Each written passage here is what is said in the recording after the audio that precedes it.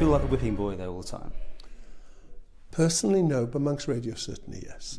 You know, irrespective of what our viewers and listeners think of Manx Radio, the staff who work at the station are hugely dedicated. They put in far more hours than most people would expect anybody to put in. They don't get paid hugely well, and when the company comes under scrutiny like this on such a regular basis. I was going to say, so 4 years ago since the last time, right? 4 years ago. But nothing really, certain things got approved, certain things came out of that, but there seems to be a feeling that it's not a finished job yet. No, there doesn't seem to be a will to finish the job. Yeah, we've been pushing for many, many years, but just getting through the council and getting the budget and getting all members to agree. And this last year, we actually agreed to fund it, so we got the funding, got the budget, and then been left to Dave, head of Parks, to get it all sorted, and he's come trumps with this one. And David, a TT theme? Yeah, a TT theme. We put a design brief together, and they got a few designs back, and this one we thought fitted best in with the park, you know. So we think it's going to be quite popular. It has been long haul. Yeah, the commissioners got permission to buy it last year, June last year, after some negotiations with the DHA, and we've finally now signed all our legal documentation and are able to open the building up to the public to let them see inside and see what the town's acquired as an asset. Still looking for ideas, though, aren't you? Yeah, we're out for expressions of interest at the moment. We advertised that a few weeks ago, and that process was supposed to end last week, but with the conclusion of the legal agreements we were able to extend it and give people the opportunity to look around the building. Well, the current owners are running a very profitable shipping business and are taking out significant chunks of the profit to finance the debt that they have laden that company with. And what you have to remember with the Isle of Man Steam Packet Company is that currently city banks, investment bankers and hedge funds see the Isle of Man Steam Packet Company as a very healthy commodity, a monopoly business producing very reasonable and significant healthy profits. And even if we'd moved to a stage where we had moved to a new user agreement with the Steam Packet Company, we would have thrown ourselves back into a situation where the ownership of the business would have been immediately up for grabs again. And who knows what would have happened as we went further forward into the future.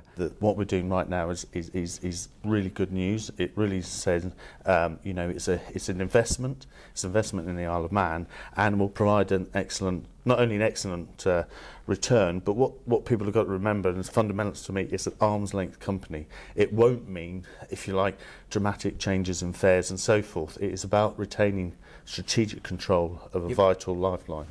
You know, you're buying back your own user agreement. It looks like to some people. That, yeah. Mm-hmm. Oh, it is, yeah. Just well, it could be argued that. Yeah. What we're doing is we're ensuring that the strategic links with the UK and all the freight, all our food and building supplies, etc., that come over to the Isle of Man is under the control of the people of the Isle of Man. But got all your friends down there getting ready to do an eco dance or you explain exactly what it's about. Well, at the school we're trying to raise awareness of plastic disposal, really. We don't like the fact that plastic's going into the sea and the ocean, so we've created a dance at our new dance club at the school with our new teacher, Miss Wainwright.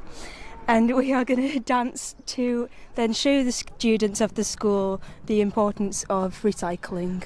And I really want to try and raise the profile to get people to come and answer the consultation. It's not a foregone conclusion that we're going to change the law, and that's the whole reason for the consultation. And in particular, there's one question that we're asking, should the consent be from a 16-year-old or 18-year-old? And I would ask school teachers to have a look at that, have a chat with your students, and obviously it's vitally important to them as well as everybody else. But if we can get their views in it, that would be great. So it seems earlier than normal. I mean, I know it's now Hooded Ram doing all this. Yes. Unfortunately, no one's able to talk to us, which is a shame, because I'd like to hear from them. But is it a bit early? A little bit earlier, because this is the first time Hooded Ram have been through this exercise. They need a little bit more lead-in time to get it right, and I'm sure they will. I'm sure they will. I think the old role was more empowering and wide open to champion all causes for children, and the new one is a particular group. I accept and acknowledge, and I have really enjoyed working with looked after children, but that is only one aspect of the role, and actually the content that I've had has been very much from parents of children on a whole range of subjects. But the Chief Minister's response, I think, to the letter I sent makes it clear that he feels children with parents already have parents to champion their rights, and this role he wants to focus more on the looked after children.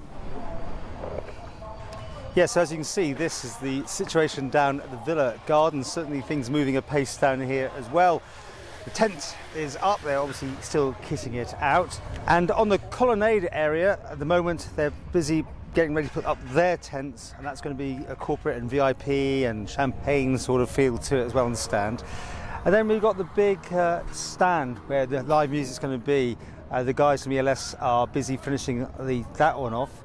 It's going to be interesting with the amount of options that are going to be available this year at the TT. So we have our own Isle of Man TT Museum. So we're opening today. Gary Thompson, who's Secretary General of the ACU and clerk of the course, is coming up to open it shortly.